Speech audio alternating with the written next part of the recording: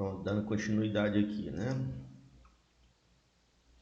Então a gente está falando sobre as principais peças fixas do motor. Nós falamos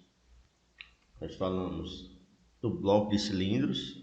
Ele tem esse nome porque fica posicionado ali no meio do motor e ele tem esses cilindros nele, ó, ele tem esses cilindros. Aqui é um bloco de 4 cilindros, aqui é um bloco de 6, né? Seria um veículo tipo uma Ferrari, um Porsche, esse veículo de alta velocidade. Aqui embaixo a gente falou sobre o cabeçote, né? Aqui o cabeçote, né? Tem duas válvulas para cada cilindro no veículo comum, né? De 4 cilindros. Uma válvula é para entrada de ar e combustível e outra válvula é para escape, né? Vixe, meu irmão, é mesmo, a Ferrari tem 12 cilindros, já? Tu é doido? Sabia não. Agora vamos falar do cárter. O cárter, ele é uma espécie de pedaço de lata, né? Que fica no fundo do motor para proteger o mesmo, né? O cárter é onde fica o óleo do motor fica no cárter. E aqui os mancais fixos, que servem para apoio para as peças móveis. Aqui o cárter, né? E aqui os mancais fixos, né? Que servem de apoio para as peças móveis. E a disposição das peças fica mais ou menos assim, ó. Deixa eu diminuir aqui. Aqui em cima o cabeçote, ó. Cabeçote, o bloco de cilindros, lá embaixo o cárter. Aqui são as peças móveis que a gente vai ver já já, né? Então o cabeçote em cima, o bloco de cilindros e aqui embaixo o cárter. O cárter fica cheio de óleos. Os mancais fixos para segurar as peças móveis, né? Então vamos para o próximo slide.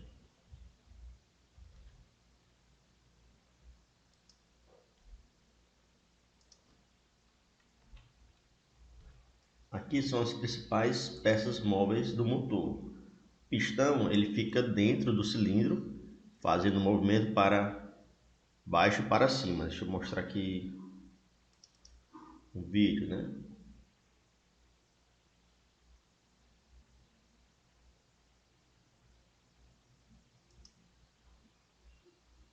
Aqui, ó, o pistão, ó, essa parte aqui em vermelho, ó, ele fica subindo e descendo. Esse aqui é um bloco de 4 cilindros, né? Ele fica subindo e descendo. Aqui em cima fica o comando de válvulas, né? Válvula quanto uma abre para entrada de ar e combustível, a outra está fechada. Aí essa aqui entrou ar e o combustível fecha. E a outra vai sair os gases provenientes. Na outra vai sair os gases provenientes da queima do combustível, né? Vai sair os gases provenientes da queima do combustível. Então a gente construiu aqui o pistão. Os anéis eles ficam aqui ao redor aqui do pistão. Ele fica na cabeça do pistão ajustando as paredes do cilindro. O pistão ele fica subindo e descendo aqui. Aqui em roxo é o cilindro, ele está cortado, ele fica subindo e descendo. Os anéis ficam aqui nessas ranhuras aqui do pistão. Eles vão ajustando, né? Pistão à parede do cilindro. O eixo de comando de válvulas serve para abrir e fechar as válvulas do cabeçote. Aqui, ó, abre e fecha as válvulas do cabeçote. O eixo de comando de válvulas, ó. Ele fica girando aqui, ó, a parte aqui, tipo azul ou roxo. Abre um enquanto o outro está fechado, depois abre o outro, né? O eixo de manivela sofre o impacto gerado pela explosão do motor. O eixo de manivela, pessoal, ele parece realmente uma manivela, né? Deixa eu ver se tem aqui o eixo de manivelas, ele quando explode a queima do combustível, ele joga novamente o pistão para baixo. O que faz? O pistão empurra a biela é essa parte aqui azul, ó, que faz que o eixo de manivela gire. Ele fica aqui girando.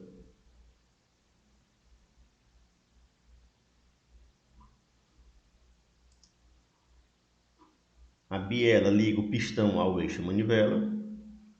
E todo esse trabalho aqui é para fazer girar o volante do motor, que fica na ponta do eixo da manivela fazendo girar, né? Aqui não vai mostrar, mas aqui ficava o volante do motor. Ele vai ficar girando. Essa é uma energia mecânica que ela vai ser transformada em energia elétrica, né? E vai ser armazenada na bateria. A energia mecânica, né? Esse movimento aqui vai ser transformado em energia elétrica que vai ser armazenada na bateria. Se eu tiver errado, Álvaro, pode consertar aí, irmão. Então, se perguntar as principais peças móveis do motor,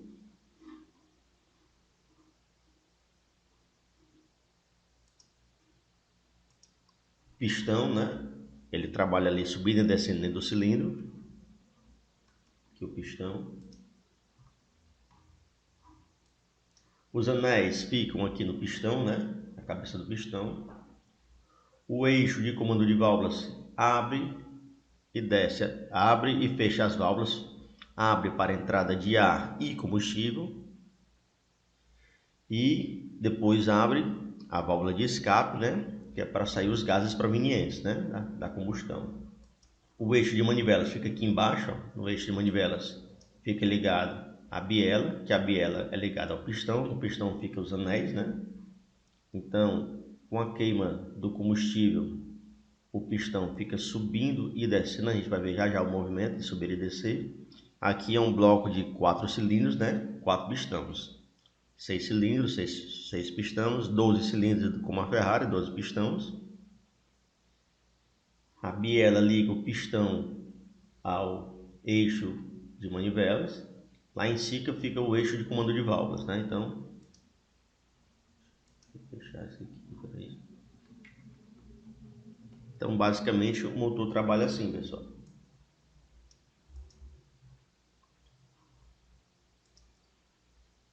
O eixo de comando de válvulas abre a válvula de entrada, entra ar e o combustível, vai entrar o ar e o combustível. Eu vou mostrar logo, deixa eu só terminar aqui, a gente já mostra o funcionamento, né? Então, quando a gente fala das peças fixas,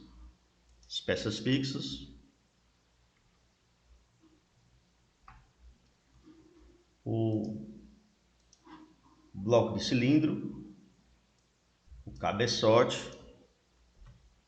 o cárter e os mancais fixos. Se perguntar sobre as peças móveis, pistão, os anéis que ficam no pistão, o eixo de comando de válvulas que abre e fecha as válvulas de comando, o eixo de manivelas, a biela e o volante do motor.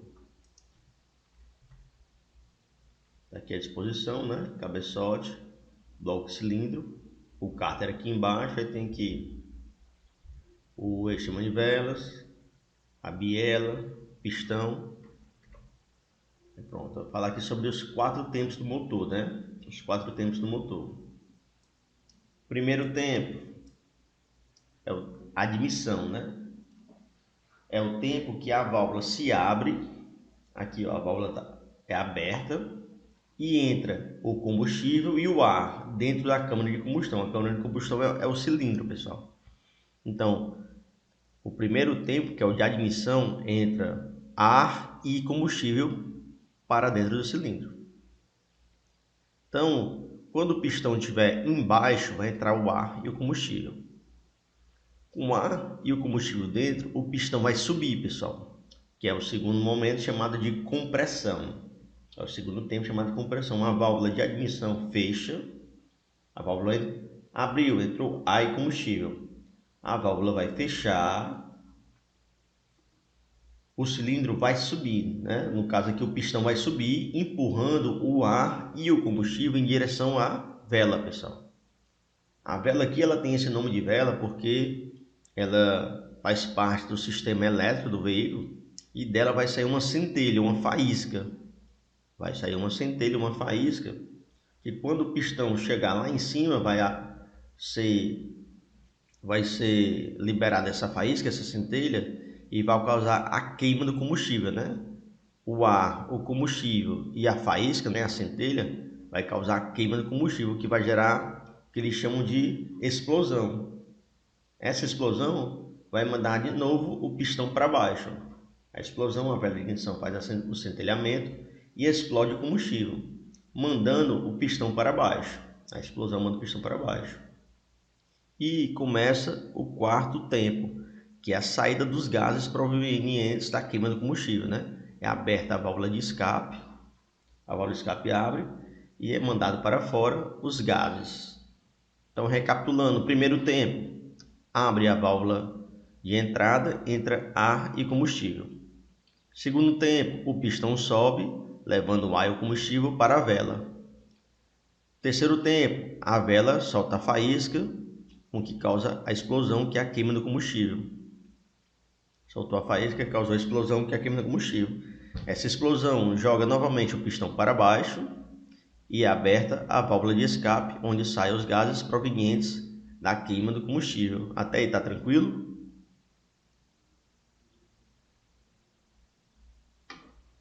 Então vamos dar uma olhada no vídeo lá.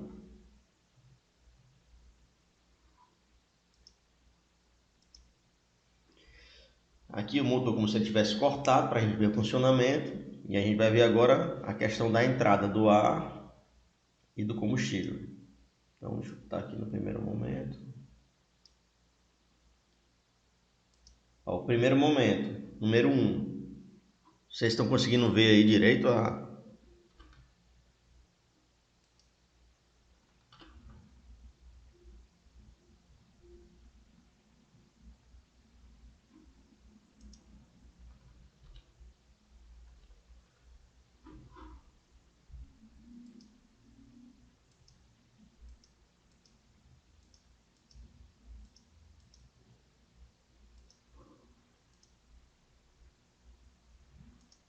Pronto, no primeiro momento aqui, ó, abriu a válvula de entrada, está entrando aqui na cor azul, ó, o ar e o combustível.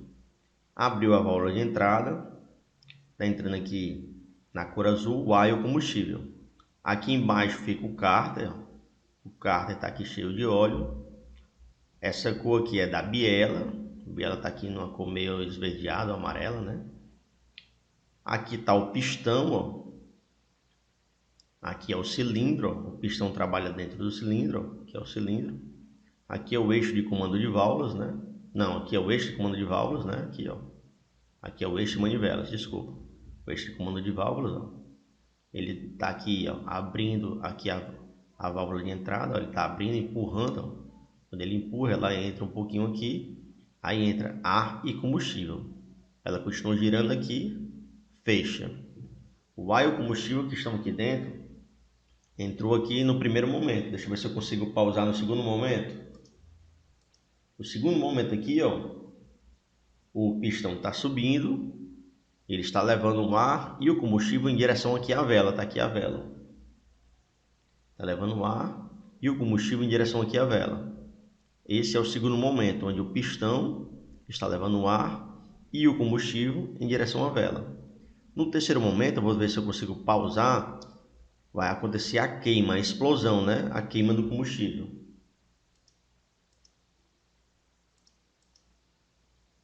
Então, deu certo aqui.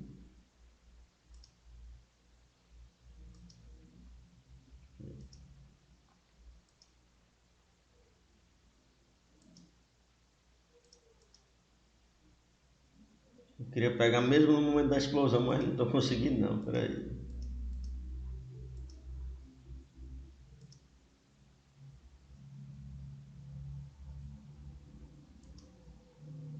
Pronto, aqui eu não consegui pegar, mas nesse momento aqui vai acontecer a explosão. Quando eu consigo acertar aqui, fica tipo uma parte azul aqui. Deixa eu tentar de novo pela última vez aqui.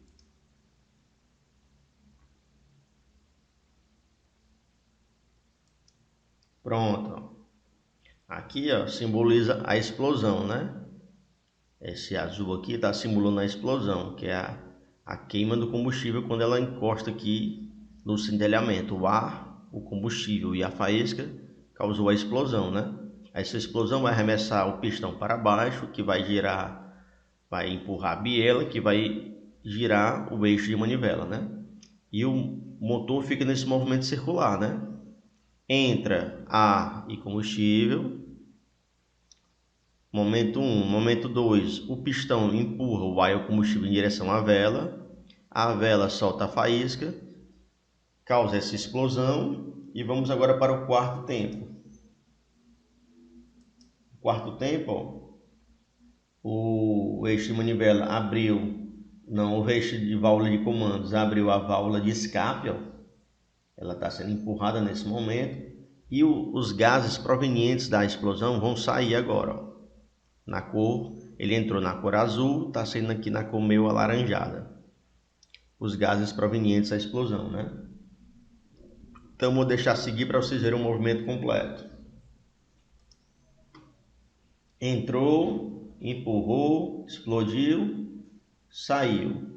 Entrou, empurrou, explodiu, saiu. Esse é um motor comum, né? Um motor, no caso aqui, 4 cilindros, um motor 4 tempos, um motor a combustível, tipo gasolina ou álcool. Tem esses 4 tempos aí. Como o Auro comentou, tem mobilete, que é motor 2 tempos.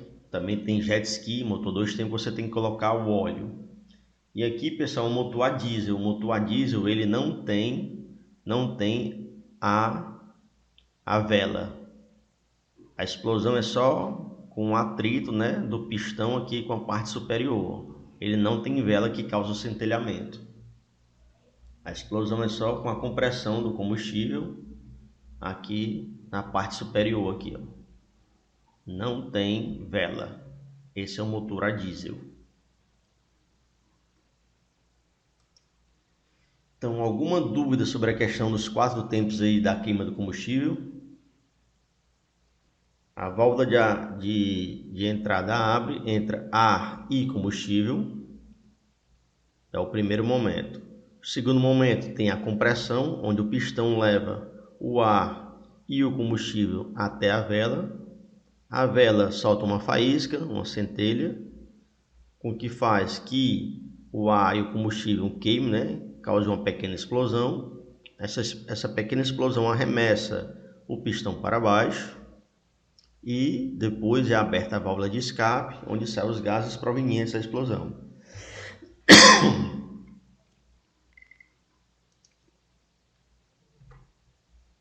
Então vamos olhar aqui como é feita a manutenção do motor, né? Manutenção do motor, você tem que estar verificando o óleo.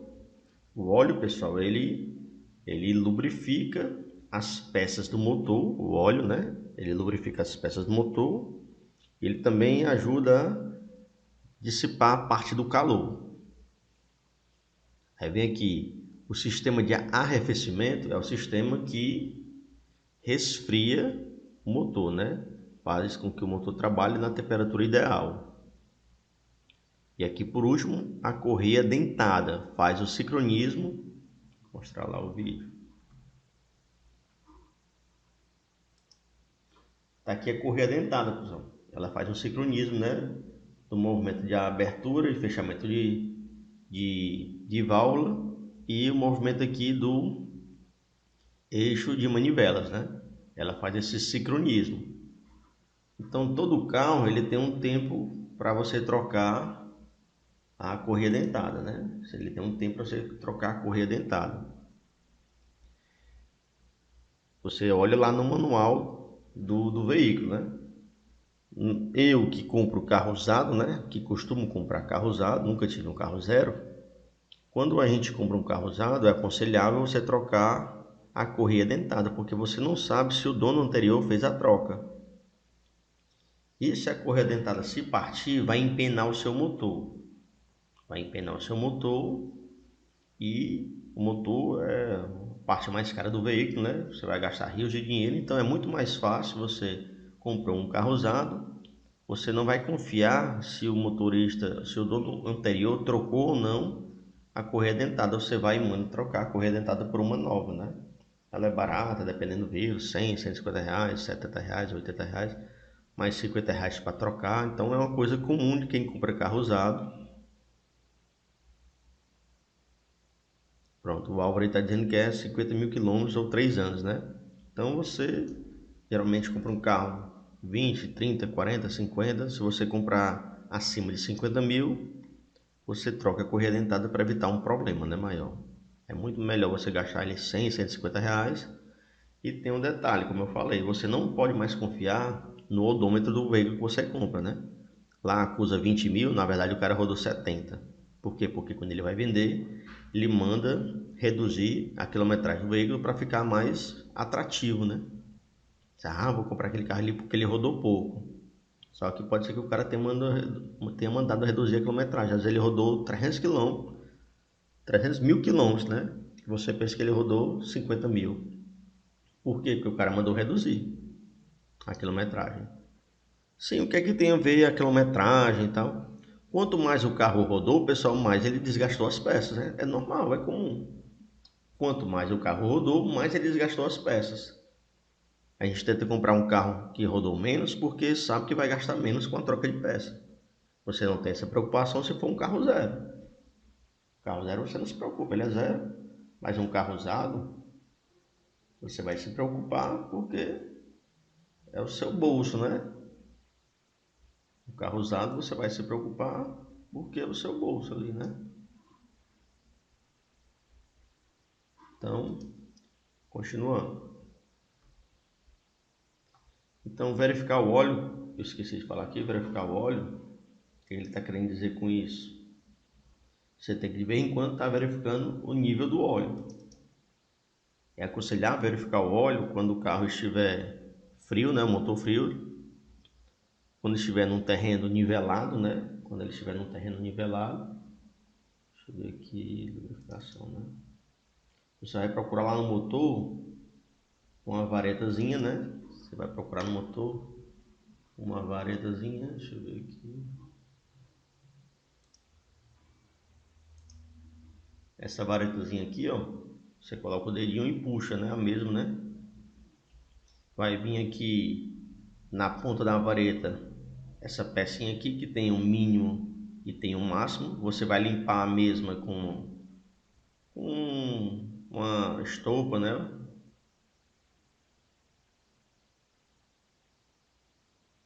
Você vai limpar com uma estopa e você vai enfiar novamente lá no tanque de óleo.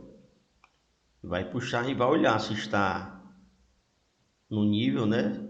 Acima do nível inferior, né? Acima do mínimo. E vai olhar a viscosidade, né? Vai olhar a viscosidade. Ele tem que ser bem pastoso, ele não é para ser bem líquido, né? Vai olhar a viscosidade. Se tiver muito líquido, tá na hora de trocar ou completar, né? E tem carros também, pessoal, que eles baixam o nível do óleo. Você tem que estar olhando de vez em quando e completando, né? Se o nível estiver muito baixo, você pode bater o motor do veículo, que é a parte mais cara do carro, né? Você vai gastar rios de dinheiro. Então você vai olhar um carro frio em um local plano para estar nivelado, né? Para você saber realmente o nível do, do óleo, né? Aconselhado você olhar todo dia. A gente acaba não fazendo todo dia, mas de vez em quando é bom olhar. Quando você troca o óleo, vem um adesivozinho, né? Adesivo da troca. Adesivo da troca de óleo.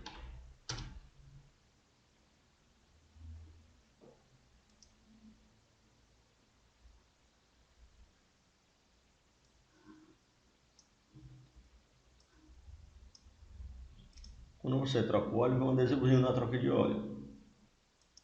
Então, basicamente, vem a data que você trocou, o dia que você trocou, vem qual foi o óleo e quando é a próxima troca.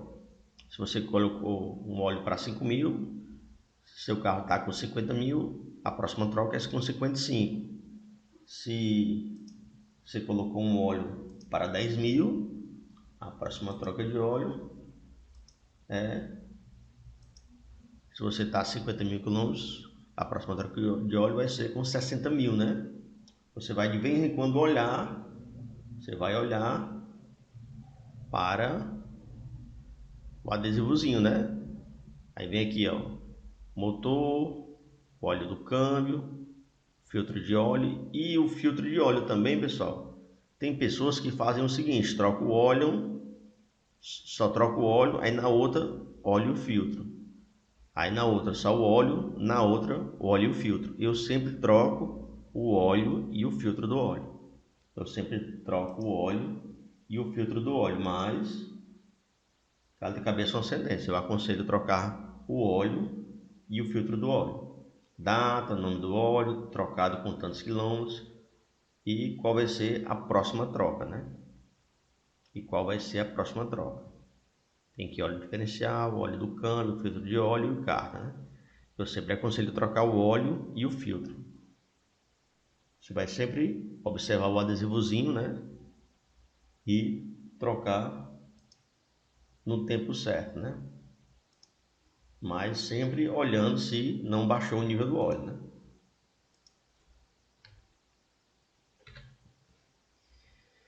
Sistema de alimentação é responsável por armazenar, preparar e transportar o combustível do tanque do veículo até o motor. Responsável carburador e a injeção eletrônica, carburador nos carros mais antigos, injeção eletrônica nos carros mais modernos, né? A injeção eletrônica, ela é uma evolução do carburador, né? Dizem que o carburador ele jogava uma quantidade maior de combustível na hora de ser feita a queima, ele jogava uma quantidade maior e tinha um desperdício. Ele tem lá uma borboletazinha e tinha muito desperdício de combustível, fazendo que o seu carro ficasse mais bebedor, né? Aí foi lançado a injeção eletrônica, deixando o carro mais econômico, pois ela lança apenas o necessário para realmente acontecer a queima do combustível. Ela não joga em excesso, ela joga apenas o necessário, né? Vou mostrar aqui uma foto. Aqui era o carburador, né? Os carros mais antigos, ele tinha uma borboletazinha aqui quando é lançado o combustível. E aqui a injeção eletrônica. A injeção eletrônica ela tem essas, se for um motor 4 cilindros, né? Aqui são parecidos com agulhas, ó. Essas agulhas aqui, elas mandam pequenas quantidades. São duas questões na prova, Pedro. É muito assunto para pouca questão. Concordo, é complicado, mas eles querem que vocês tenham uma noção, né, do funcionamento do veículo. É muito assunto para tão pouca questão. Mas eu tenho que falar sobre isso, né? Me desculpe, irmão. Eu tenho que falar sobre isso. É muito assunto realmente para pouca questão. Então a injeção eletrônica, né, ela tem aqui esses 4 bicos injetores que eles lançam apenas a quantidade ideal de combustível. A quantidade ideal de combustível para evitar o desperdício, né? Então o sistema é responsável por armazenar, preparar e transportar o combustível do tanque do veículo até o motor. Aqui um exemplo aqui do filtro de ar, quando ele está sujo você troca. Exemplo aqui do filtro de combustível. E aqui um exemplo do bico injetor. Então o tanque é onde o combustível fica armazenado. Geralmente o tanque fica ali debaixo do carro, né? Debaixo do carro não, debaixo do assento do passageiro, né? Ele fica ali debaixo do assento do passageiro. Tanque de combustível, ele fica aqui debaixo do banco do passageiro de trás, né? Do banco de trás.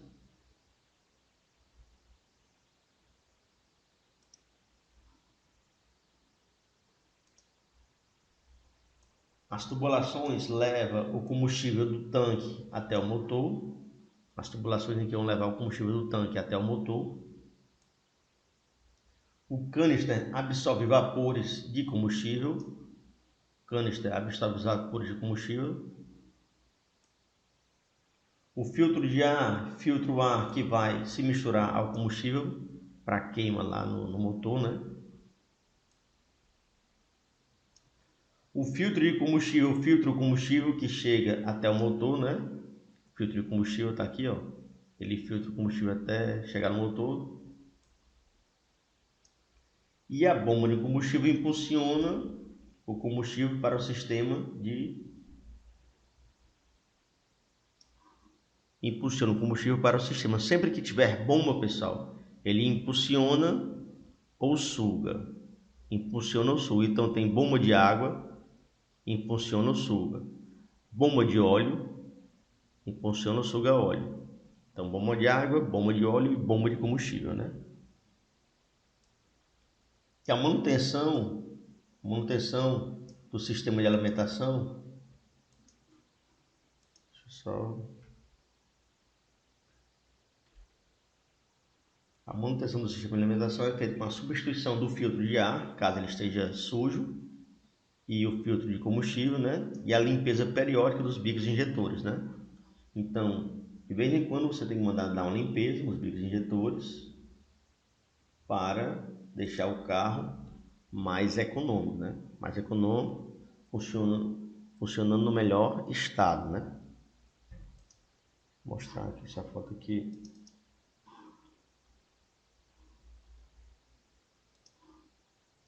Aqui é um carro um pouco mais antigo. Tanque de combustível, número 1.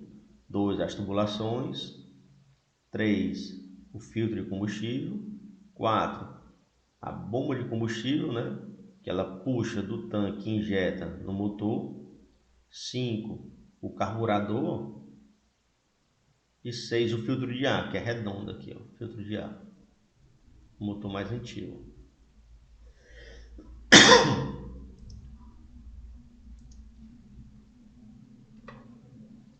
O sistema de lubrificação, ele tem duas funções. Reduzir o atrito entre as peças móveis, né? E dispersar o calor gerado pelo atrito. As principais peças do sistema de lubrificação. Deixa eu mostrar aqui as fotos.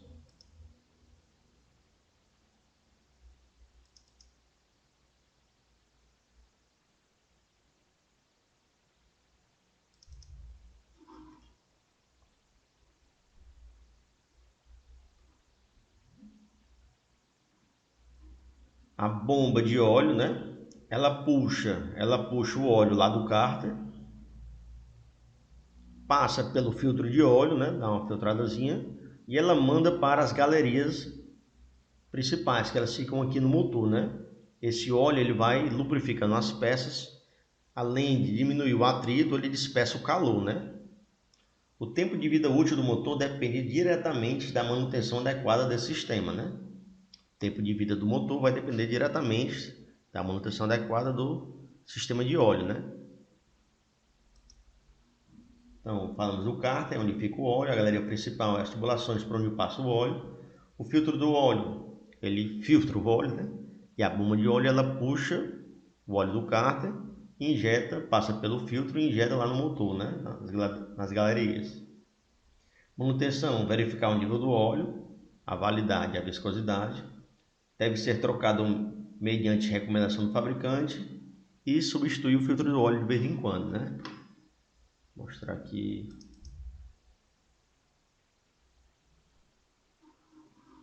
Olá pessoal, no vídeo de hoje vamos falar sobre sistema de lubrificação e bomba de óleo lubrificante. O sistema de lubrificação tem a função de promover a lubrificação das partes móveis do motor para minimizar o atrito entre os componentes e evitar o desgaste dos ventos. Esse sistema é composto por cárter, tubo de sucção, bomba de óleo, resfriador de óleo, filtro de óleo, válvulas reguladoras de fluxo e pressão.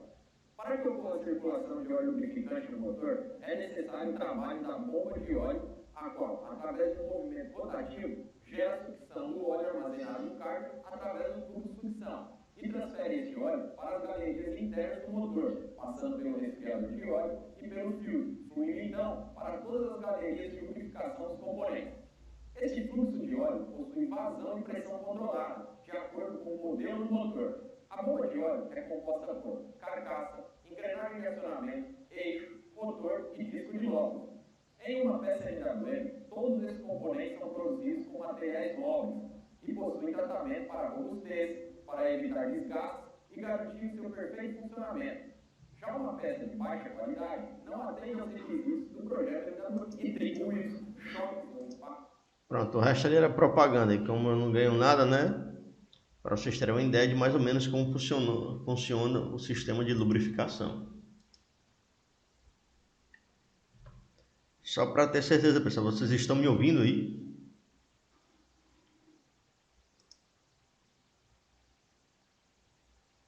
Beleza.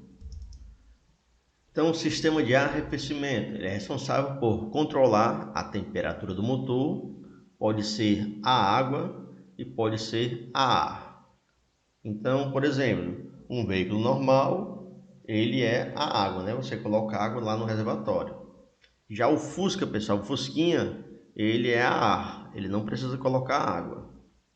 As motocicletas de baixa cilindrada são a ar, não precisa colocar água. Já as motocicletas mais potentes, você tem que colocar água, 600 cilindradas, 1000 cilindradas, 800 cilindradas, você tem que colocar água. O sistema lá é arrefecido a água, né? As principais peças, o radiador, ele resfria o calor do líquido do arrefecimento, né? Vou mostrar a foto aqui do radiador.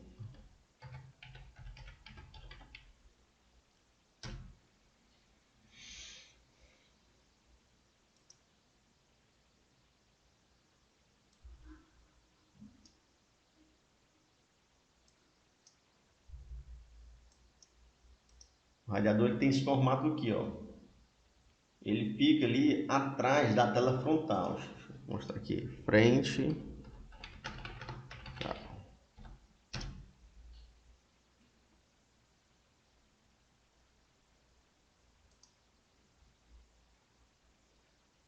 Todos os carros, pessoal, todos os carros, com poucas exceções. Deixa eu ver aqui, tá ruim. Ele tem essa tela frontal, ó. Tela frontal, tela frontal. Essa tela frontal aqui, ó. BMW, Volkswagen.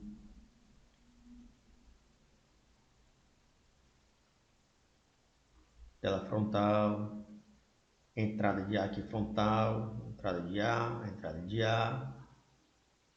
Podem notar que é uma coisa comum de todos os carros, pessoal. Essas telas aí são entradas de ar. Essas telas são entradas de ar. Todos os carros têm, com exceção do Fusquinha. Exceção do Fusquinha. Porque ele nem precisa de água, né? É ar, né? Mas outros carros têm as entradas de ar na frente, ó. Carro da Fiat, Camaro. Atrás dessas entradas de ar fica o que? O radiador. Atrás, logo atrás das entradas de ar fica o radiador. Tá aqui o radiador, a posição dele aqui no veículo. Logo na parte da frente do motor aqui, ó. Logo após as entradas de ar. Aqui são as entradas de ar. E fica aqui o radiador. Você já deve ter visto quando tem uma batida frontal, escorre água, né? O radiador foi afetado e está escorrendo água ali do radiador, né? Então o radiador resfria o calor do líquido do arrefecimento. A cebolinha é responsável por acionar o ventilador. Também tem um ventilador que fica ali atrás do radiador, tem um ventilador.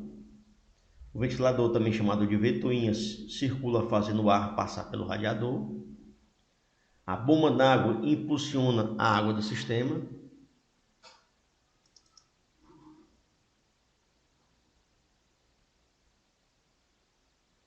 Então tá aqui o radiador, tá aqui o ventilador logo atrás do radiador. Aqui tá o motor, né? A bomba d'água impulsiona a água do sistema, ela pega a água lá do reservatório, manda para o motor, né? O termostato ou válvula termostática controla a temperatura e as mangueiras possibilitam a circulação da água no sistema. Então, vamos olhar aqui basicamente o funcionamento aqui. Peraí.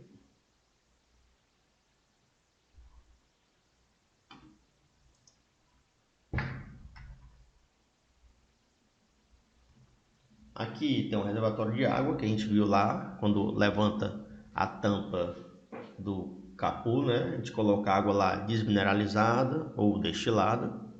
Essa água, a água que a gente coloca ali, pessoal, ela já está aqui boa parte aqui no sistema, né? A gente vai colocando água, ela vai entrando aqui para o sistema até chegar lá a ficar no mínimo e o máximo lá no reservatório, né? Aqui fica o radiador, aqui fica o ventilador, né? A válvula termostática está aqui em cima. Então, a bomba de água, ela puxa a água, o motor está em movimento, ela manda a água pelas tubulações para o motor. Essa água vai resfriando aqui, ó. Aqui são os pistões, ó. Pistão, pistão, pistão, pistão. Aqui é o cárter, ó. Aqui é o cárter. A água vai passando pelo sistema, a água vem em temperatura ambiente. Quando ela passa no motor, o motor está muito quente. Ela absorve aquela temperatura, e ela volta, passa aqui pela válvula termostática e ela vai em direção ao radiador, pessoal. Então, ela passa aqui pelo radiador, o carro está em movimento, aquele vento que está entrando pelas entradas de ar tem o trabalho, a função daquele vento, daquelas entradas de ar é resfriar a água que vem quente do motor.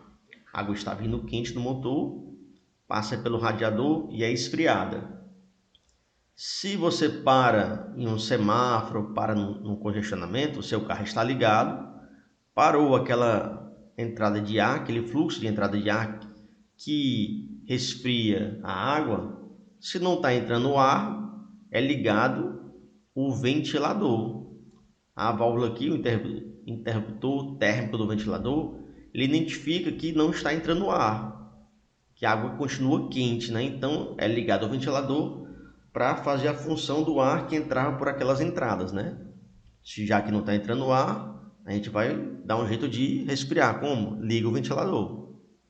Então, quando você para o carro, que a água aqui não tem como ser resfriada, porque o carro está parado, ligado, não está entrando naquela quantidade de vento, né, que entra pelas telas frontais, é ligado o ventilador para ele suprir aquela ausência do vento que está entrando, né, para resfriar. Então é basicamente isso. Lógico que é um pouco mais complexo, eu estou explicando aqui de maneira bem básica, de fácil entendimento. A água vem aqui, é puxada pela bomba do reservatório, ela passa pelo motor, o motor está muito quente, ele tende a equilibrar a temperatura, então a água que entrou temperatura ambiente absorve o calor, ela volta passando pela válvula termostática e vai para o radiador.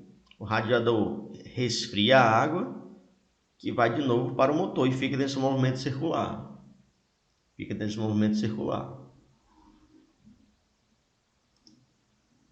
Espera aí só um minuto.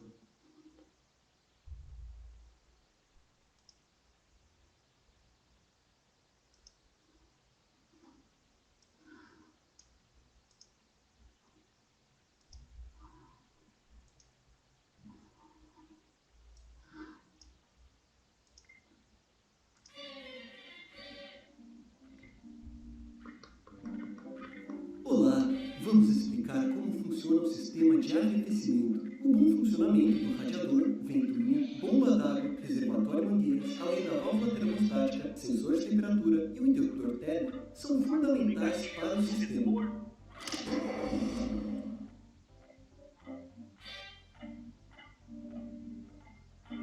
A válvula termostática é a peça que faz a divisão entre o líquido no motor e no radiador. A função dela é permitir o rápido aquecimento e a manutenção da temperatura, para o bom funcionamento do motor. Ela abre pela ação da cera expansiva na temperatura especificada, liberando o líquido quente vindo do bloco do motor para o radiador.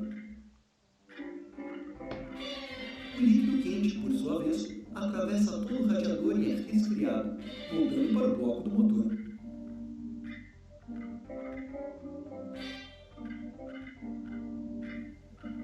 Já o interruptor térmico localizado no radiador tem a função de ligar a ventoinha em casos onde o fluxo de ar que passa por ele não for o suficiente. Isso sempre acontece quando o motor está ligado e o veículo está parado em um congestionamento. O interruptor é acionado quando os discos bimetálicos se dilatam com o calor, provocando o deslocamento de componentes no seu interior. Por sua vez, ligando e desligando a ventoinha do radiador, resfriando o líquido no seu interior. O líquido segue então para o motor em completo ciclo. Os sensores de temperatura localizados em diferentes partes do motor possuem uma pastilha cerâmica chamada termistor, ou seja, um resistor que varia em função da temperatura. Isso significa que quando a temperatura do motor é baixa, a resistência elétrica do termistor é alta, impossibilitando a passagem de corrente elétrica para o ponteiro do painel do automóvel. Quando a temperatura está alta, a resistência é baixa, possibilitando a passagem de corrente elétrica, e o ponteiro do painel indica essa variação de temperatura naquele momento. Este é o sensor de injeção eletrônica e funciona de forma similar ao sensor de temperatura comum. Mas ao invés de enviar as informações para o painel, as informações são enviadas para o módulo de controle eletrônico, ou ECM.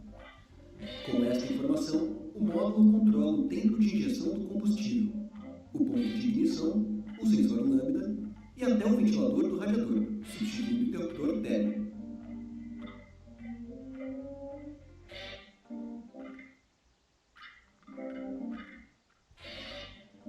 Quando o motor é desligado, a bomba d'água para de funcionar. A válvula termostática começa a se fechar e o líquido a esfriar. O motor trabalhando na temperatura certa evitará gasto excessivo de combustível, menor índice de poluentes e um melhor desempenho. Mais informações, acesse nosso site. Então, continuando, a manutenção do sistema de arrefecimento é feita com a limpeza periódica do radiador e a verificação diária da água do reservatório. Sempre tem que ter no mínimo uma quantidade acima do mínimo da água do reservatório, né? Tem que ter a quantidade acima do mínimo na água do reservatório. Você não pode deixar ali secar, pessoal, senão não vai resfriar o motor e vai superaquecer, né? Então, a bomba d'água, ela puxa a água e impulsiona para o motor. 2, o radiador, né? A água vem quente, é resfriada aqui ou pelos ventos que entram pela tela frontal, se o carro estiver parado, pelo ventilador, né? 3 é o ventilador. 4 são as galerias, né? Por onde a água passa para resfriar ali as peças, né? E 5 é o termostato, né? Que ele faz essa leitura do calor da água, né? Alguma dúvida aí sobre o sistema de arrefecimento, também chamado de sistema de resfriamento? Tá tranquilo?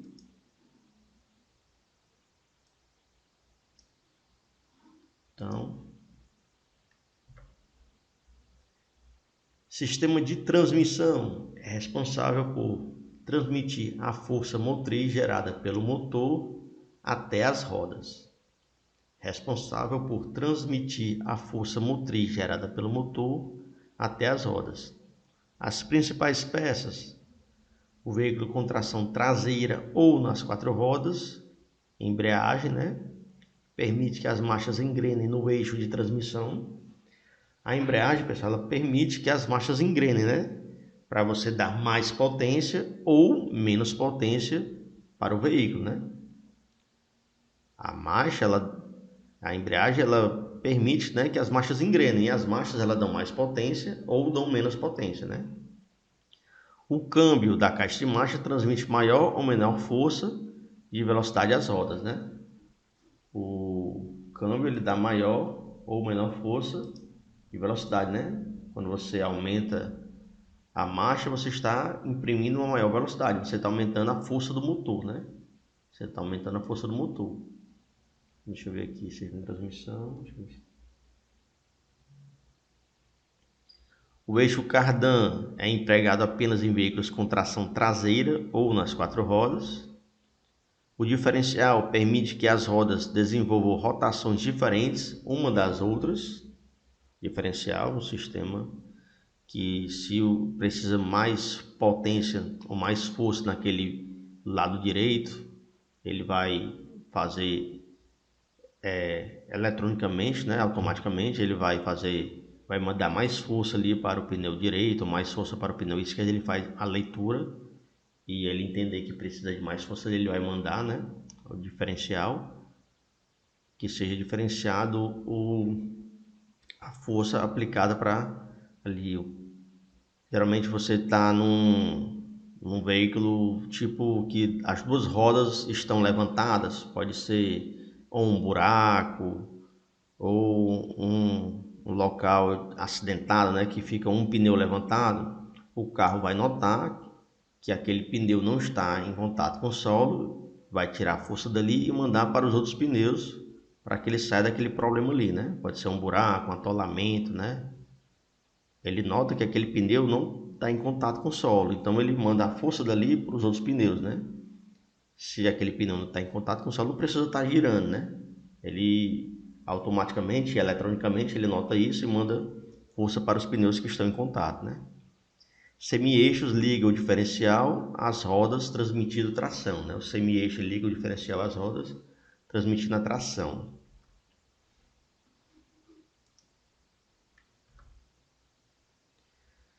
Então, principais peças, tração dianteira diferencial, né? Eu não entendo muito bem, se alguém quiser falar, é o contrário, não é isso? Explica aí, Álvaro, explica aí. Fala aí que é mais fácil que escrever, mano.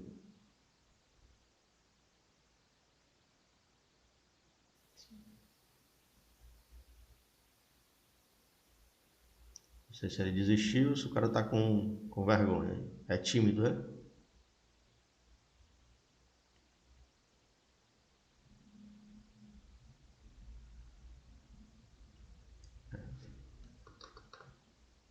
Tá, se ele não quer falar, deixa pra lá, né? Então, manutenção do sistema de transmissão. Substituição do conjunto de embreagem. Quando uma roda fica leve, o diferencial manda toda a roda, a força para a roda que está mais leve. Se ele está dizendo, até onde eu sabia era o contrário, mas se ele está dizendo, acho que ele deve entender mais que eu.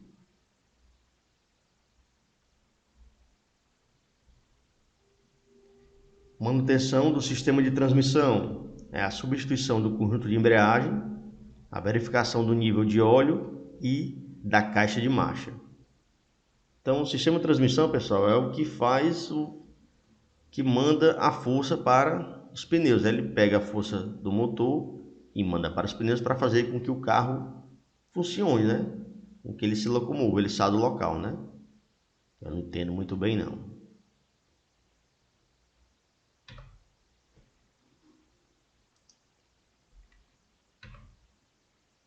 Vamos agora para o sistema elétrico. O sistema elétrico é responsável por gerar, armazenar, converter e liberar a energia necessária ao funcionamento do veículo. Então ele gera energia, ele armazena, ele converte e libera a energia necessária ao funcionamento do veículo. Então, a chave de ignição, você liga lá a minha chave, né? O veículo vai fazer tipo um checklist se está tudo funcionando direito. Ele vai fazer tipo uma testagem se está tudo funcionando direito. Quando você liga a chave inteira, ele liga o veículo, né? Você liga e solta, né? Ligou o veículo. O alternador, ele gera a energia necessária para o funcionamento da bateria, né? Deixa eu ver se eu tenho foto aqui, peraí.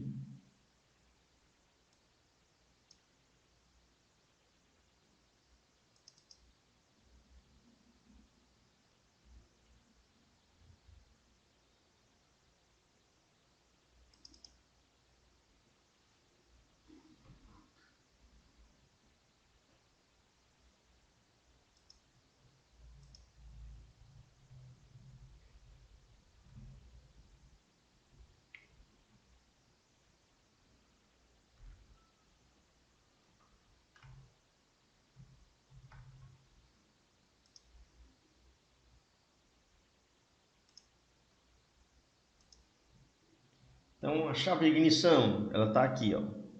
Quando você liga a chave de ignição, ela já pega a bateria, a energia que já tem na bateria, ela pega a energia que já tem na bateria, né? Para com que o carro funcione. A bateria, ela guarda energia, né? Ela guarda energia. Então, quando você liga a chave, ele pega a energia já existente na bateria para que o carro funcione, né? A bateria fornece e armazena energia para o veículo. Deixa eu só ler logo as funções. O alternador gera energia necessária para o funcionamento da bateria. A bobina converte a baixa tensão em alta tensão, levando para o distribuidor. Então, resumindo, pessoal, seu carro, quando ele está parado, ele já tem energia armazenada na bateria. Quando você dá ignição, ele puxa a energia que está lá na bateria para fazer com que o carro funcione. Então, o carro parado, você liga o carro, ele puxa a energia que já tem na bateria. Ele manda para a bobina. A bobina, ela converte de baixa tensão para alta tensão. A bobina manda energia até o distribuidor. O distribuidor, se é um motor de 4 cilindros, né, ele vai ter 4 cabos, né, que vão levar energia para as velas, né? Uma vela em cada cilindro. Essa energia vai causar lá o centelhamento, né? Vai causar o centelhamento, que vai causar lá a pequena explosão, que vai fazer o pistão descer, que vai girar o eixo, de manivelas, né? Vai girar o eixo de manivelas, que vai girar o volante do motor. O volante do motor vai ser um movimento mecânico, né? Esse movimento mecânico, o alternador vai transformar em energia elétrica. O movimento mecânico vai transformar aquela energia mecânica para energia elétrica através do alternador. E essa energia elétrica do alternador ele manda para a bateria. Essa energia elétrica ele manda para a bateria. O Álvaro escreveu aí, mas escreveu muito, mas eu não posso parar a aula para ler, né? Vai demorar. Já eu leio aí, irmão.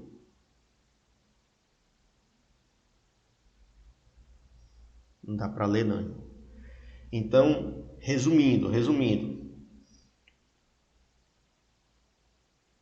O carro já tem que ter energia na bateria. O carro já tem que ter energia na bateria para quando você ligar, ele puxar essa energia. Ela é mandada para a bobina manda para o distribuidor distribui para as velas. A bateria, se ela apenas sair da bateria, a energia, se ela apenas sair da bateria, vai chegar uma hora que ela acaba. Só que ela é constantemente alimentada pelo alternador. Por quê? Porque já tinha energia, né? Eu liguei, puxou a energia, foi para a bobina transformou de baixa tensão para alta tensão, manda para o distribuidor. O distribuidor manda para as velas causam centelhamento, queima combustível, faz o eixo de manivela girar, que faz o volante do motor girar, o alternador transforma aquela energia mecânica em energia elétrica, que reabastece a bateria. Esse movimento circular fica constantemente gastando energia e repondo energia gasta energia e repõe energia gasta. Quando é que começa a dar ruim? Quando a bateria ela passa a vida útil dela, né? E ela não consegue mais guardar energia. Para quando? Para a próxima vez que você liga o carro. Ela não consegue mais reter, ela não consegue mais guardar aquela energia para a próxima vez que você vai ligar o carro. Aí dá ruim, né? Então você está dirigindo aqui o seu veículo e acende aquela luzinha vermelha, ele está dando avisos que tem alguma coisa errada. Pode ser a bateria, pode ser o alternador, pode ser zinabre, né? Já a gente vai mostrar aqui a foto de zinabre, né? Que é uma crostazinha que ela cria ali em cima da bateria, e ela meio que isola a bateria, né? Fazendo com que não passe a energia da bateria para o carro, né? Às vezes, nem é só a bateria que tá com problema, às vezes é só essas crostazinhas aqui que aparecem, ó. No polo, ele acaba isolando, ó. Você vai lá limpar, né? Você limpa lá com pano. Tem gente que limpa com água desmineralizada, né? Você limpa essa crostazinha aí e pronto. Às vezes é só a crostazinha. Você tira a crostazinha lá, limpa lá, a bateria tá normal. Só que essa crostazinha, ela vai isolando. Quando ela isola totalmente, ela para de mandar energia para o funcionamento, né, do veículo. Então, o que é que você faz? Você vai lá e limpa. Você vai lá e limpa, né? Então, quando a bateria para de armazenar, aí chega uma hora que vai acabar a energia, você vai ligar o veículo e ele não vai ligar mais. Ele não vai ligar mais. Aí vai ser a hora que você vai ter que fazer o quê? Empurrar, né? Você vai empurrar para fazer o efeito inverso, né? Isso tudo aí você faz para que mande força para o motor, né? E faça os pneus girarem. Você vai fazer o sentido inverso. Você vai fazer os pneus girarem para que o motor funcione, para que crie um pouquinho de energia. Você bota o carro para pegar, o carro vai estar lá sendo empurrado, ele está em movimento. Você bota o carro para pegar, o carro pega, ele fica ali se mantendo. A energia que é gerada é sendo gasta, gerada é sendo gasta, porque ela não está sendo armazenada pela bateria, que ela não aguenta mais. Quando você desligar o carro, vai ter que fazer o quê? Vai ter que empurrar de novo. Vai ter que empurrar de novo. Empurrou, deu certo. Aquela energia que ela é gerada é consumida automaticamente, né? Ele consegue se manter até você desligar o veículo. Desligou o veículo, ele vai ter que ser empurrado de novo. Pronto, é mais ou menos basicamente o que o Álvaro falou aí, né? Eu já tive muito carro velho e já aconteceu demais, tu é doido. Às vezes não era a bateria, às vezes era o alternador, às vezes era algum cabo do distribuidor, às vezes era a bobina. Já aconteceu demais, tu é doido. O carro passava mais tempo no prego do que andando. Mas é assim mesmo, né? A vida é assim. Alguma dúvida aí no sistema elétrico que eu possa ajudar? Se não puder, o Álvaro ajuda aí. Manutenção, limpeza da bateria. A gente falou sobre usinagem.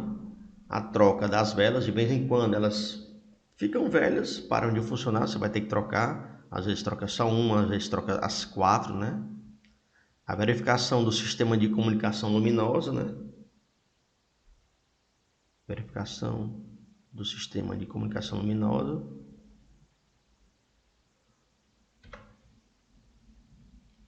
Posso avançar? Tá tranquilo até aí?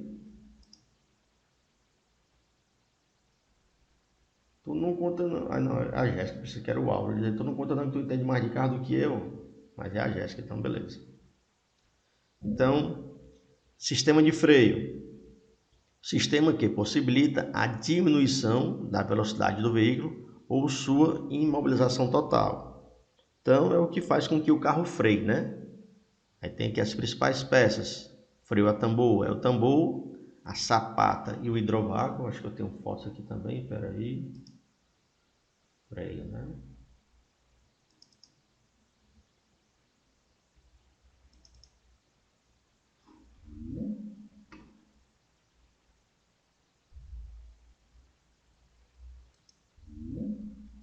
Tambor, sapato, hidrovácuo. Tambor, sapato, hidrovácuo. Pastilha, disco e lona. As pastilhas, pessoal, ela fica praticamente aqui no disco, ó. Tá lá na foto lá, né? A pastilha, ela fica aqui no disco, né? Aí. Resumindo, o pneu tá girando, o disco tá girando.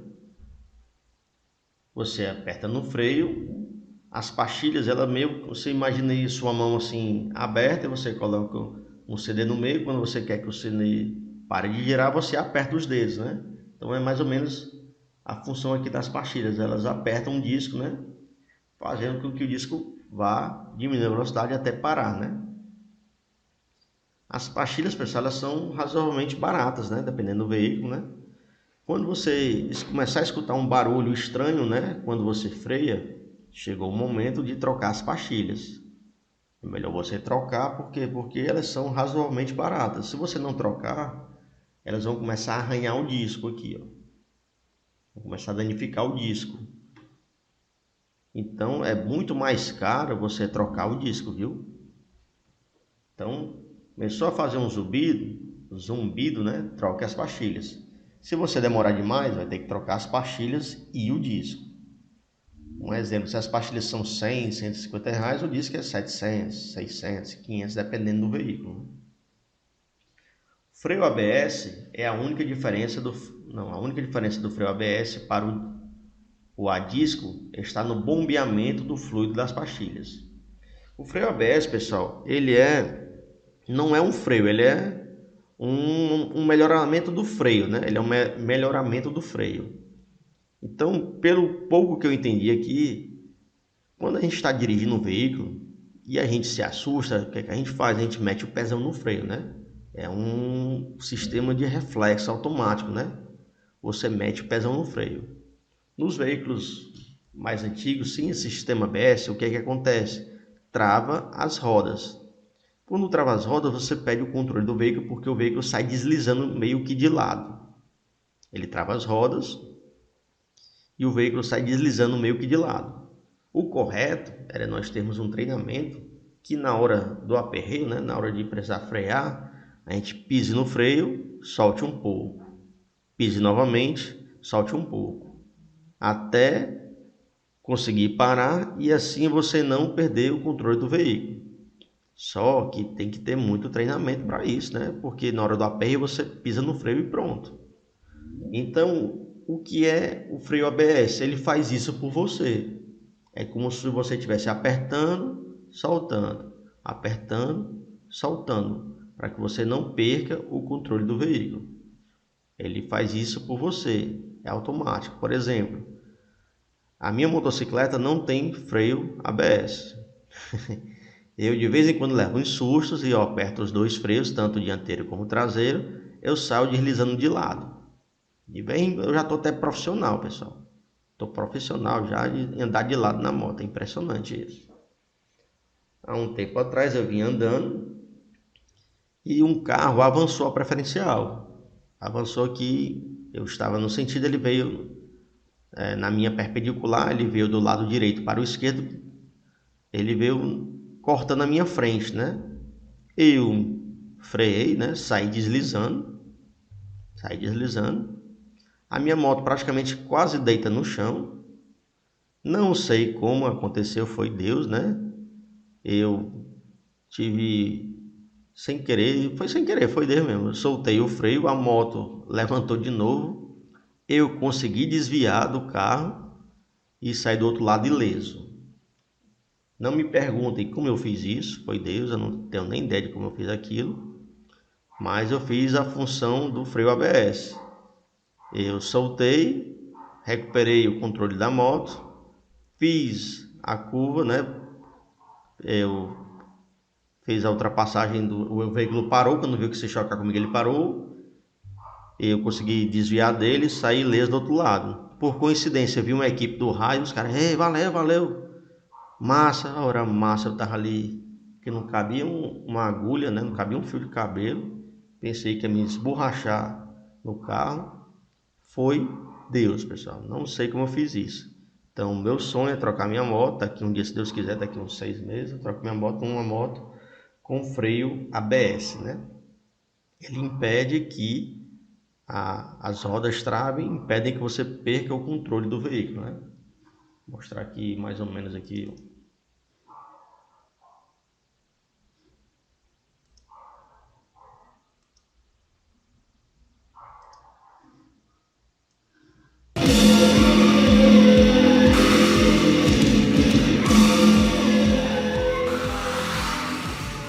Sabe que em 2014 todos os veículos vão sair no Brasil de série com o item ABS instalado. Então o sistema de freio continua o mesmo e o item ABS é adicionado no sistema de freio. Então é um sistema que vai controlar o sistema de freio convencional que o veículo já possui.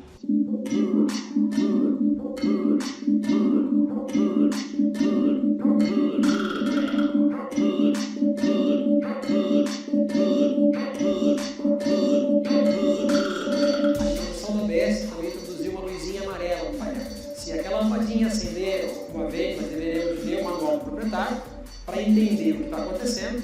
Mas a primeira recomendação, sem mesmo ver, é procurar uma concessionária ou uma oficina especializada.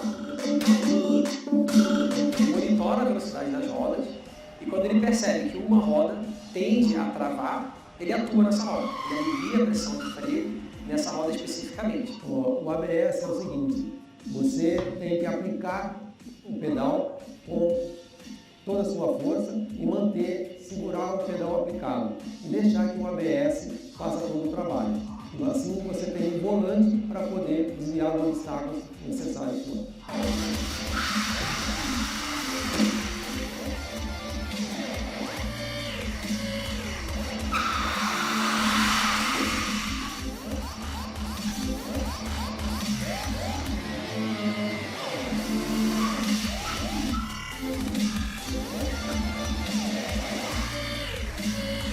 Então, quando você freia o veículo e você não sente o pedal trepidando, o ABS não está operando ativamente, mas ele está monitorando a velocidade das rodas.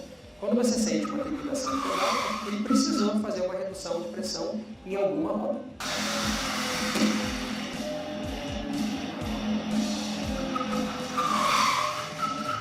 Você vai pegar um acostamento com areia, terra, grama, e se você fizer uma frenagem com um lado do veículo no baixo atrito, vamos dizer, em cima da grama e o outro no asfalto, o seu carro, você vai perder a estabilidade se você tem perigo até mesmo de encapotamento.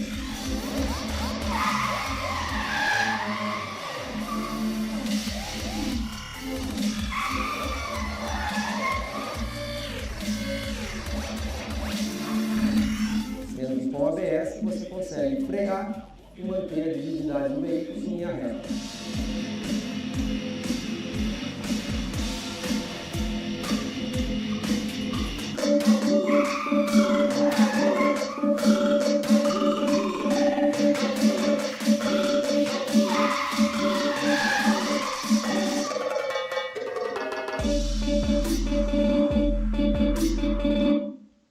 Então tá aí mais ou menos, né, como é que funciona aí o sistema, né, ABS. Aí, sistema de freio, tipos de freio. Freio a ar, muito eficiente, usado em veículos pesados. A gente vê muito nos ônibus, né? Quem já andou no terminal, né? Aquele barulho lá, tipo um ar escapando, né, do ônibus, né? Funciona à base de ar comprimido e pode ser monitorado pelo manômetro, né? Ele monitora, né, a pressão, né, do ar. O hidráulico é utilizado em veículos de pequeno porte e seu funcionamento se dá à base do uso do óleo de freio, né? Quando o pedal é acionado, ele impulsiona o óleo através das tubulações até a roda. E aqui o hidrovácuo é o mesmo sistema hidráulico, apenas acrescido do vácuo que ajuda a aumentar a pressão do óleo de freio, né? São 3 tipos aqui de freio. O ar geralmente é de caminhões, ônibus, né, veículos de grande porte. Sistema de freio, manutenção, o nível do óleo do freio, né, e a troca de lonas e pastilhas. Sistema de direção é o conjunto de órgãos mecânicos que articulam entre si, permitindo o movimento laterais das rodas dianteiras, né? As rodas que dão movimento são as rodas dianteiras, né, do veículo, com as quais também se articulam com a finalidade de possibilitar a condução do veículo na direção desejada. Se você quer ir para a direita, gira o volante para a direita. Se você quer ir para a esquerda, gira o volante para a esquerda. Então, as principais peças do sistema de direção: volante, coluna de direção, a barra de direção, manga de eixo, fica aqui perto dos pneus, e a caixa de direção, fica aqui embaixo. A caixa de direção fica empurrando para a direita ou para a esquerda, né? Para direcionar o veículo para onde você quer, né? Tipos de direção: mecânica, né? Não sei se vocês chegaram a ver um carro com direção mecânica. Eu, quando fui tirar minha habilitação, sou mais velho que vocês, né? O carro é direção mecânica. Meu irmão, para fazer uma baliza, você descer do carro suando, pesado mesmo. Tinha que ter força mesmo. Você descia do carro pingando. Quando você treinava muito assim, você ficava até marombado, né? Porque é pesado, né? Aí veio os carros com direção hidráulica. Tu é doido, era a melhor coisa do planeta, né? Então na mecânica, você usa mesmo a força dos braços. Na hidráulica, a pressão do óleo que faz a força, né? Fica muito, muito mais leve. A minha irmã tem um carro elétrico, né? Um carro da Peugeot, ele é elétrico, o dispositivo elétrico que faz a força é mais leve do que a hidráulica. E também tem uma eletrohidráulica, né? Que é a hidráulica mais elétrica. Eu não conheço não vou mentir. Então, o carro direção elétrica, o carro fica muito, muito leve. Você dirige lá só com o dedo mesmo. Aí a manutenção, você vai fazer os ajustes, revisão, lubrificação, limpeza e completar o fluido do hidráulico, né? Completar o fluido do hidráulico. Sistema de suspensão é responsável por absorver os impactos gerados pelas irregularidades no pavimento, na via, né? Além de proporcionar maior estabilidade ao veículo nas curvas. Então essa questão aqui de estabilidade ao veículo nas curvas, você lembrei geralmente cai em questão. O sistema que dá estabilidade ao veículo nas curvas é o sistema de suspensão. Então lembre dessas frases aí, estabilidade do veículo nas curvas é o sistema de suspensão. As principais peças, a mola, né? Deixa isso aqui. A mola e o amortecedor, né? Mola e o amortecedor, né? A mola absorve os impactos e as ondulações mais fortes da pista, né? A mola absorve os impactos e as ondulações mais fortes da pista. E o amortecedor serve para atenuar os impactos sofridos pela mola. Ele atenua os impactos sofridos pela mola. Na foto lá a gente viu que fica a mola em cima, o amortecedor embaixo, né? Se por acaso você vê um óleo escorrendo aqui do amortecedor, possivelmente o amortecedor estourou, né? Você vai ter que fazer a troca, né? Você vê um óleo escorrendo para o amortecedor, você vai sentir o carro bem desconfortável, né? Você vai fazer a troca do amortecedor. O sistema é responsável por absorver os impactos gerados pelas irregularidades no pavimento, além de proporcionar maior estabilidade ao veículo nas curvas, né? Manutenção: ficar atento a ruídos e movimentos irregulares no veículo, observar a eficácia e vida útil dos amortecedores, verificar possíveis quebras de mola, cuidar da lubrificação dos componentes, né? É a manutenção do sistema de suspensão. Foto muito mal. Aí vem aqui as rodas, né? É o equipamento que fixa o carro ao pavimento da via, né? Então deixa eu só mostrar aqui uma foto aqui, peraí. Quando a gente fala em roda, pessoal, a roda que a gente fala aqui, quando a gente fala em roda, a gente está falando aqui do aro, tá bom? A roda, a gente está falando que é o aro do veículo, né? Aqui o cubo de roda, né?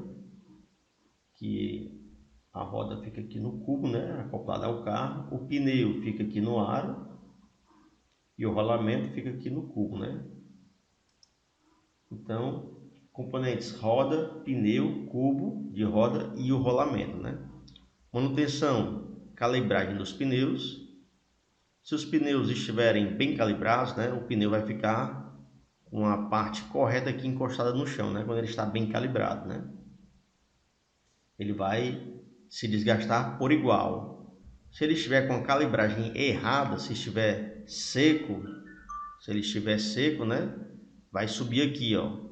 O meio ele vai subir, então só vai desgastar só as partes laterais do pneu. Pneu, pessoal, é caro, viu? Pneu é caro, então tenha cuidado com os pneus do seu veículo, né? Eu comprei o meu em 10 vezes, ainda estou pagando, viu? Caro, o negócio caro é pneu. Se ele tiver muito cheio, as laterais tendem a subir, vai só desgastar o meio do pneu. Se tiver muito cheio, as laterais vão subir, só você vai desgastar o meio do pneu. Então, o pneu pode ficar, deixa ver aqui, se eu tenho uma foto aqui. Quando ele come de forma irregular, pessoal. Peraí.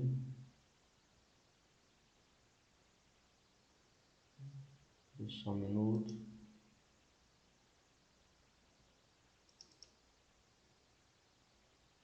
Quando ele come de forma irregular, o pneu fica todo torto, ó. Ele vai ficando todo torto. Se ele comer de forma irregular, seu carro vai ficar todo desengonçado, né?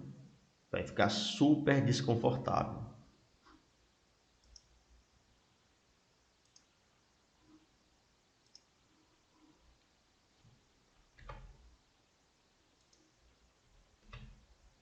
O alinhamento, quando suas rodas não estão apontadas para a direção correta, né? Então, o alinhamento, pessoal,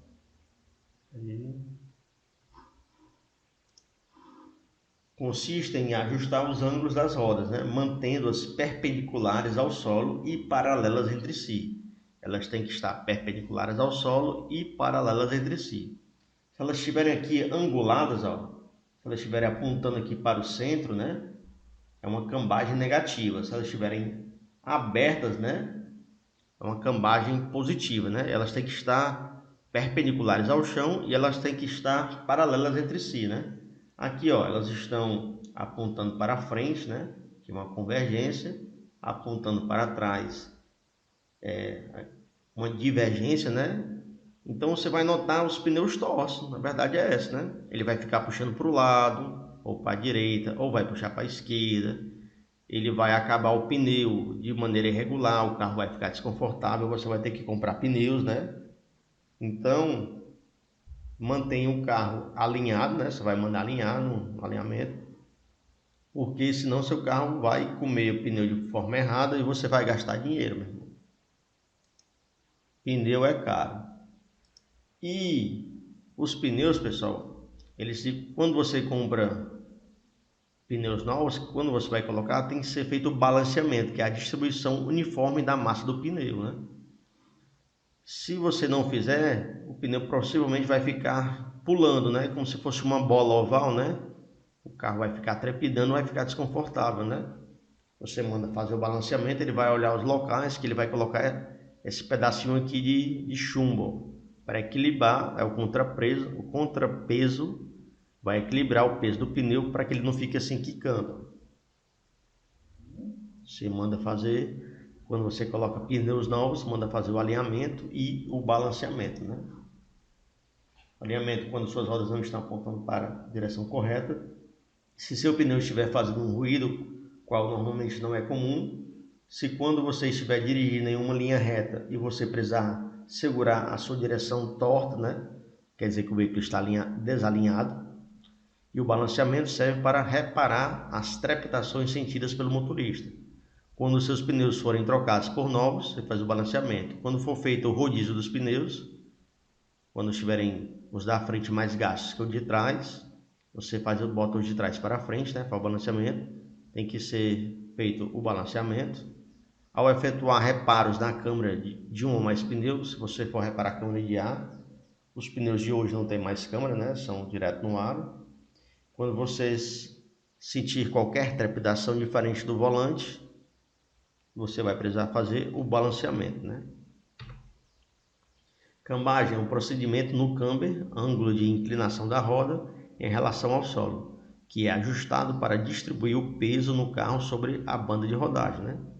Então, se você vê o seu pneu torto, mais para um lado, mais para o outro, vai ter que ser feito uma cambagem. Ele tem que ficar perpendicular ao solo e paralelo entre si. Para saber quando o seu carro precisa de cambagem, olhe a parte da frente do veículo. Os pneus devem estar o mais perto possível do ângulo reto de 90 graus, né? Um lado nunca pode estar mais inclinado que o outro, né? E o escapamento, né? Ele expele e filtra os gases e abafa os ruídos das explosões, né? Então, os gases que saem do motor, né? Eles vão para o escapamento, né? Aqui.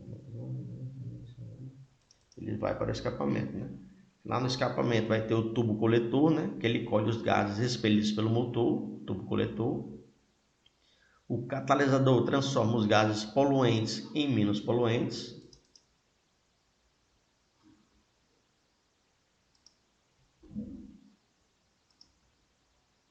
Então, vem aqui os gases, eles vão passar pelo catalisador, que vai fazer a filtragem de mais poluentes para menos poluentes. Aí tem aqui o silenciador intermediário, né? Ele já vai tentar diminuir os barulhos, né, vindos da explosão. E o silenciador traseiro, que vai tentar diminuir ainda mais, né, os barulhos, né? Ele vai diminuir e dispersar o gás, né? Vai ser aqui pelo escapamento, né?